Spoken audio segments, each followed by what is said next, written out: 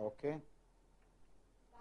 That will be equity value. If you are reducing the debt, then it is equity value. No, let them see what happens, when they answer, the thought process come out, then only, following when I do a lecture, they will think on the right perspective. I was absolutely right, but he was looking in terms of the equity only in his mind. Answer came out to that. We are valuing a firm. There is the difference, okay? Valuing equity and valuing a firm. Nothing wrong with your answer, but it doesn't relate to EV, economic value, okay? Yeah. There's only one missing in that whole block, what she was told me. What is that? Cash, isn't it? Yeah. Minus cash, isn't it? So, in other words, when you value a company, you add up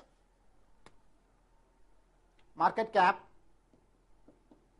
that is nothing but, this is equity, and the debt, okay, and you reduce, this is plus, you minus cash. So it becomes your capital invested. Why capital invested is critical in a cement company? Because it's a capital intensive industry. That's why it is very critical. But why cash we have to reduce? They are not putting the cash into proper use. If there is a large cash, what is the worry on Reliance now? They are sitting on a pile of cash. How much is that? 12 billion? Yeah, 12 billion, my memory is right. Okay, 12 billion. 12 billion, why I told you in US dollar term is that no, they are looking for global acquisition. So what they are doing is that desperately finding places to put his unutilized cash which will generate ROE. Isn't it? Return on equity. My job is my stakeholders who constantly look for capital appreciation because they have put the money to the risk.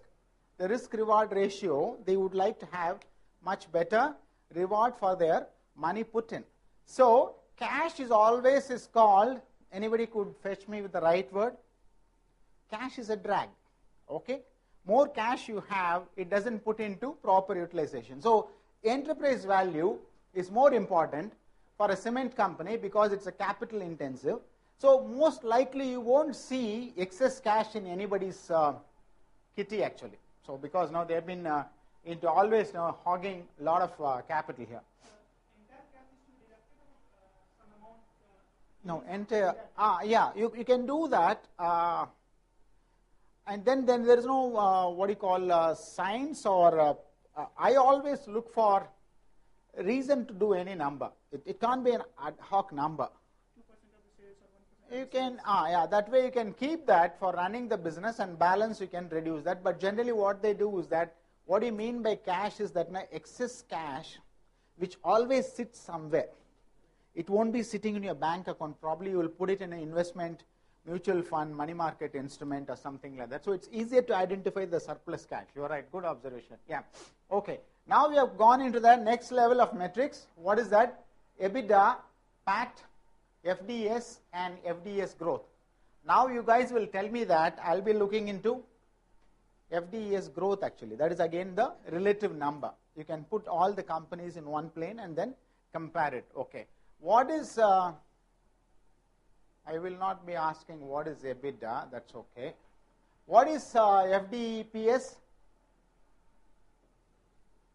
It is not unknown to us actually. It is no, see. Yeah, please.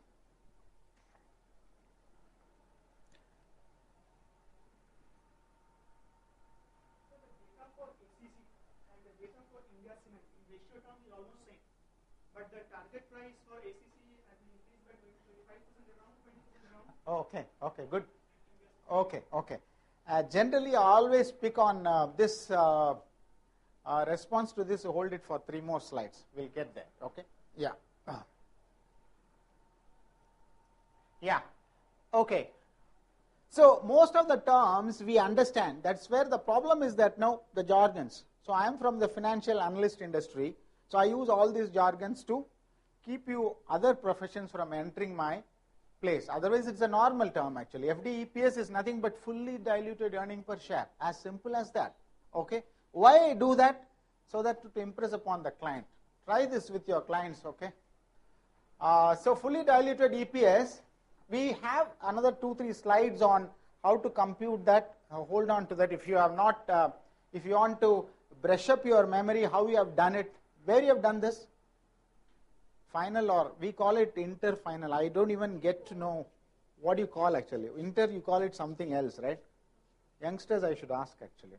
What do you call for inter now? IPCC, that's what my son says. I want to go for IPCC. But the entrance, what do you call it?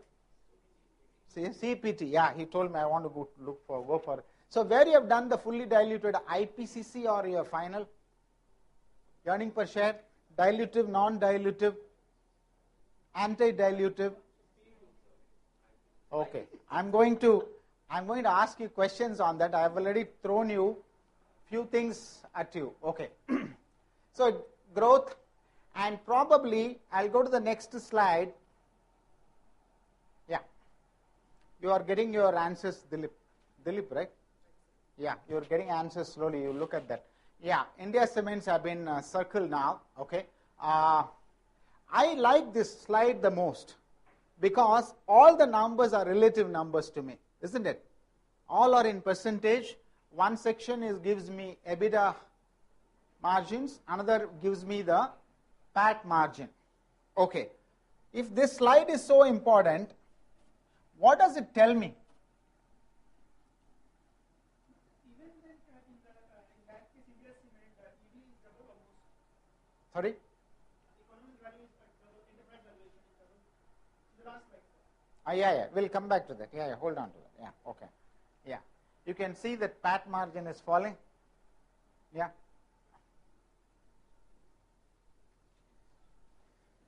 Yeah, this, give me 2 seconds. This enhances my optimal usage of time. Yeah, okay. So here, what does it tell me actually? I thought you guys will answer me that. EBITDA margins. I'm not looking even to the selecting a stock as of now. Though Dilip has got a love for South Indian stock. This is cement industry report. The prices are dependent on geographical locations and how competition is there. India Cement is a south-based company which has high concentration, high capacity of cement. With utilization, your Andhra troubles have brought in a slowdown in infrastructure. That will be a little louder. Others are there. Andhra trouble has brought in a slowdown in infrastructure. Correct. Okay. Realization Okay. has come down. Okay. Good. So EBITDA Okay. margin, though the debt is not very high on India Cements, but EBITDA margins have come down. Debt is eating away actually. It's not high, but it's eating away. They are not earning enough. It's Yes. see, we'll talk about that. That's what we want to get there. What's your name? Rishi Agarwal. Rishi. Okay. When you have a time, actually, what I request you to put your name in a paper, readable to me. You should understand my age. Write it in really bold so that I can call you by names. Yeah. Rishi is telling me that the industry is specific, geographic specific. South Indian located. Why Dilip likes India Cements, almost he has substantiated why India Cements. But I've already given you a clue that I'm not still yet to get into stock selection at all. What here I like is the numbers I have told you. So if I like EBITDA and PAT margin, so what I would do rather is that now I would put these numbers, all of them, in spreadsheet and then draw a chart. Makes life easier for you instead of scrolling through the numbers. I always see that all of them have high numbers on 10 and slightly tapering 11 and further tapering in 12. And highest among them is the Sri Cement, isn't it? EBITDA margin is higher, but the EBITDA margin, has it got reflected in the PAT margin? Not really, 16%. There are two guys actually. Birla Corporation we eliminated because not a pure cement play.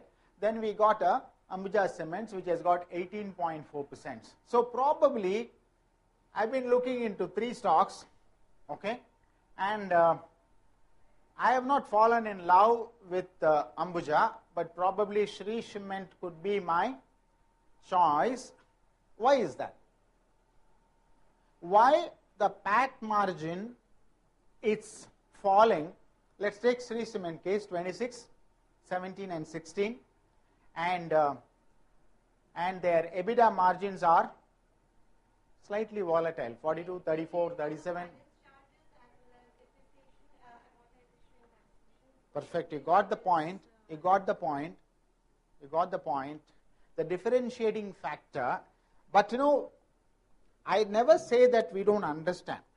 Please understand this first, actually. So I have done classes for JP Morgan, Lehman Brothers. All our graduates, they wanted to know what is stock, what is equity. Different ball game altogether. Sometimes you have to moving the lower level is difficult.